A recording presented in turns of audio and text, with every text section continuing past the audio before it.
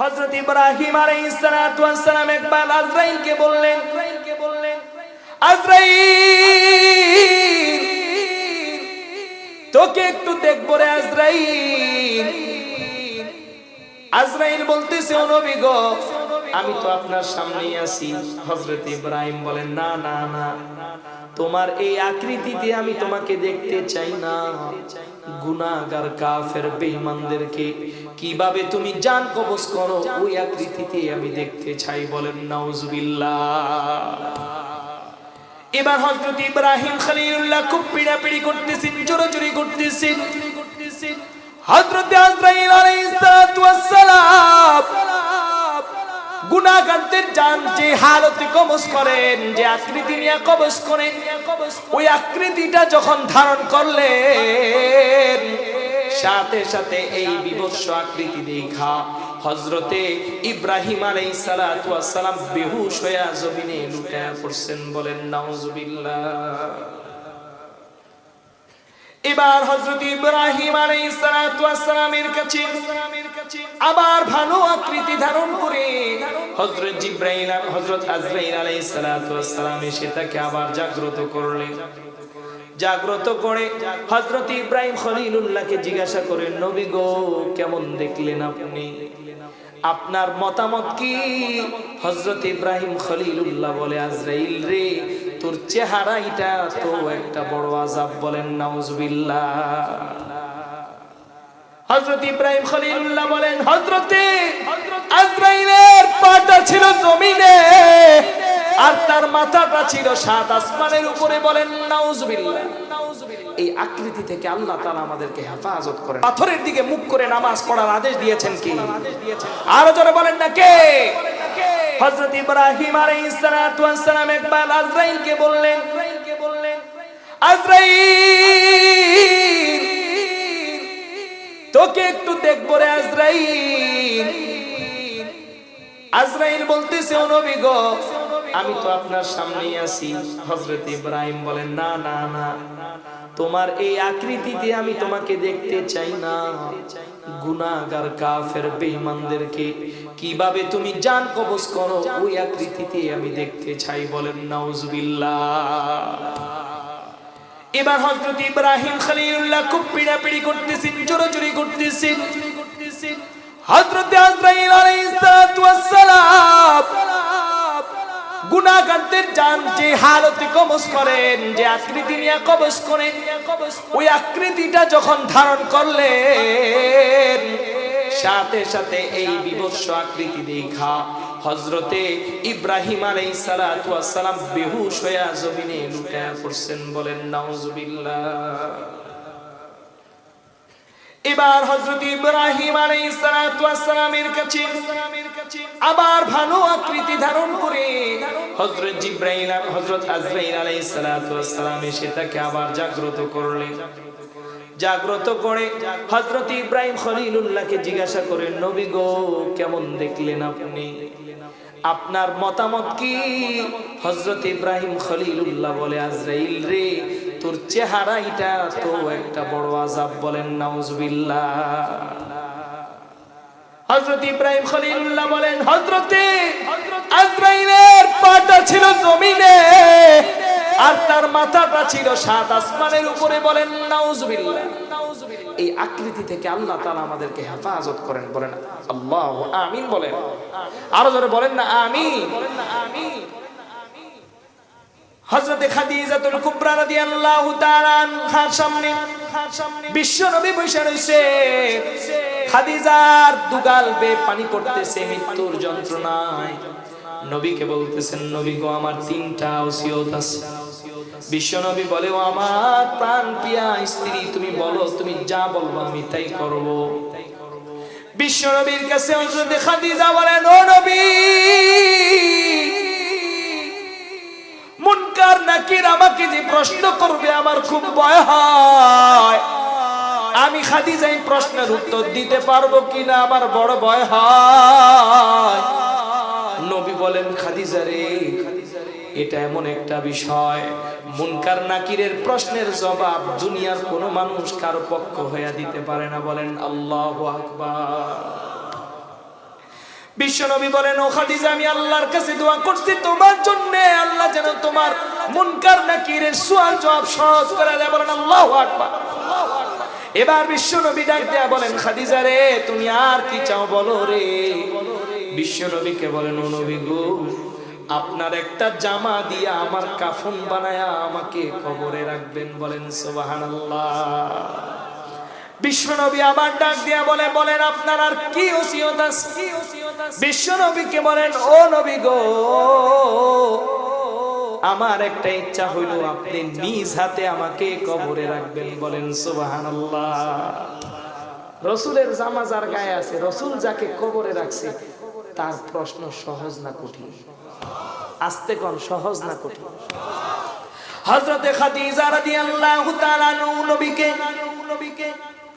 নবী বললেন, ও খাদিজা গো, বলো আর কি আছে বলো। খাদিজা রাদিয়াল্লাহু তাআলা শেষ ওসিয়ত করলেন, নবী গো, আপনি আমার মাথাটাকে কাবার দিকে ঘুরায়া দিবেন। বলেন সুবহানাল্লাহ।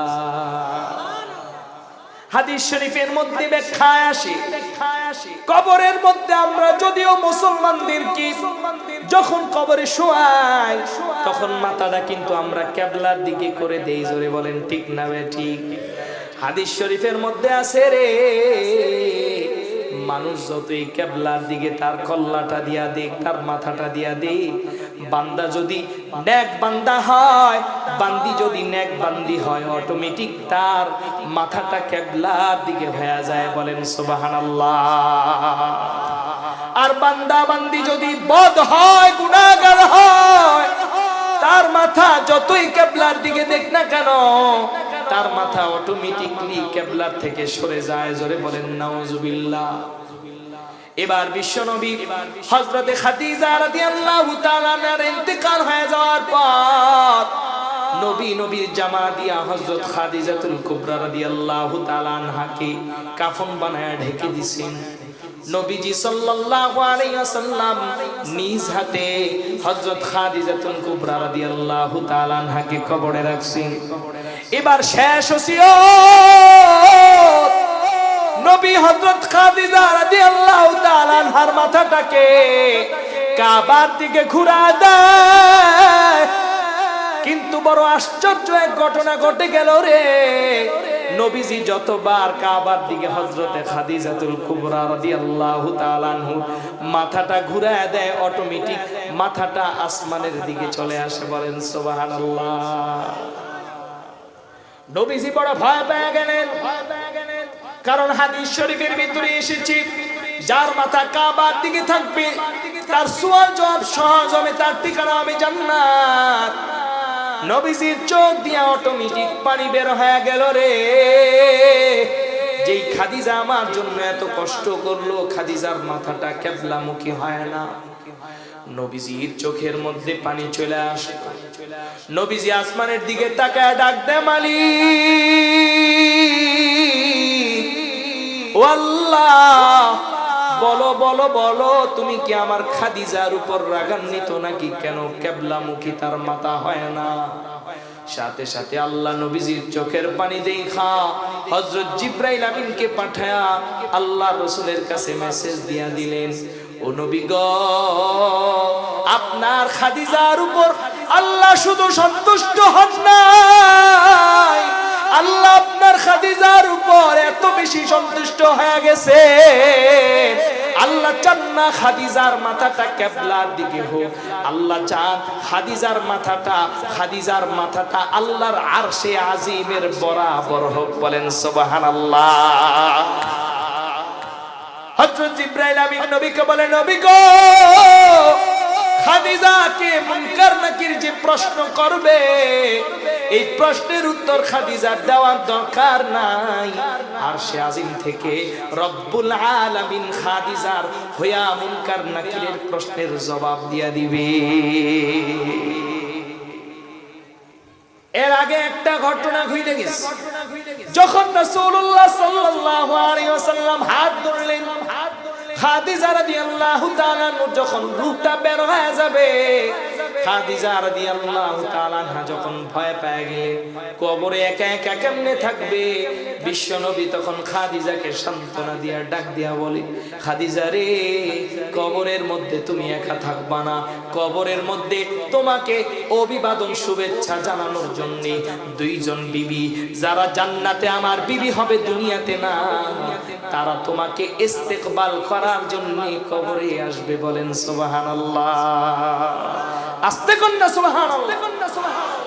চিন্তা করে দেখেন, দুইজন নারী হযরত খাদিজা রাদিয়াল্লাহু তাআলা আনহার কবরে আসবে, তাকে সালাম দেওয়ার জন্য, শুভেচ্ছা বিনিময় করার জন্য, তাকে একটু সান্ত্বনা দেওয়ার জন্য। বলেন না আল্লাহু আকবার। আপনি দ্বিতীয় বিয়ে করেন আর তৃতীয় বিয়ে করেন, অবশ্যই সেটা জায়েজ আছে। কোরআনের আয়াত, কোরআনের আয়াত, মাসনা ওয়া সুলাসা ওয়া রুবা, আল্লাহ বলেন তোমরা একটি, দুইটি, তিনটি, চারটি পর্যন্ত বিবাহ করতে পারো। ফাইন খিফতুম আল্লাহ তাদিলু ফাওয়াহিদা, যদি তোমরা আশঙ্কা করো যে তোমরা ইনসাফ সৃষ্টি করতে পারবে না, স্ত্রীদের মধ্যে ন্যায়পরায়ণতা বজায় রাখতে পারবে না, তাহলে বিয়ে করতে, একটা বিয়ে করতে বলছেন কে? আরো জোরে বলেন কে? আরো জোরে বলেন কে? আমাদের সমাজে অনেক মানুষ দ্বিতীয় বিয়ে করে ফেলে, প্রথম স্ত্রীকে আর কোনো খোঁজ খবর নেয় না, আছে না নাই? আর রিক্সাওয়ালা, ভ্যানওয়ালা আর গার্মেন্টস ওয়ালাদের কথা নাই বললাম, এদের যে কত বউ, সেঞ্চুরি পর্যন্ত হইয়া যায়। জোরে কোন ঠিক না?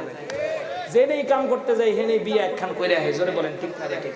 এই যে আপনি একটা বিবাহ করলেন, একটা নারীর জীবনটাকে আপনি সংকটের মধ্যে ফেলে কি করে রিক্সাওয়ালারা অমুক এক এলাকায় 2 মাস 3 মাস রিক্সা চালায়, বিয়ে একখান কইরা ওই এলাকা থেকে ভেগে চলে আসে, আছে না নাই?